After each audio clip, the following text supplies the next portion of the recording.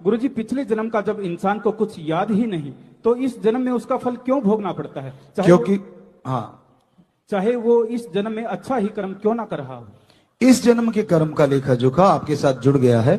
संचित कर्म पिछले जन्मों के, उसका धर्मानुसार ये मिलता है कि महाकाल ने जब वचन लिए भगवान से, जब ये सृष्टि की रचना हुई, तो उसमें यह भी वचन था कि कोई भी उसके कर्मों के दायरे से बाहर ना निकल पाए। तो लास्ट में भगवान ने मनुष्य शरीर बनाया था कि जब देखा कि आत्माएं तो फंस गई हैं, तो फिर वो शरीर बना के कहा था कि इसमें ये सारे कर्मों का खात्मा करके मेरे को यानी भगवान को पा सकता है। ये भगवान ने बोला।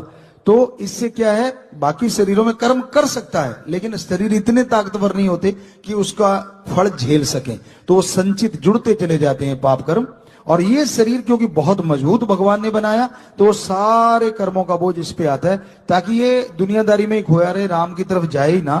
तो पर भगवान ने इतनी शक्ति दे रखी है, अगर आप भक्ति कर लोगे तो वो संचित कर्म ही नहीं, इस जन्म के कर्म भी कट जाएंगे और भगवान के दर्शन मृत्यु लोक में आप कर सकते हैं।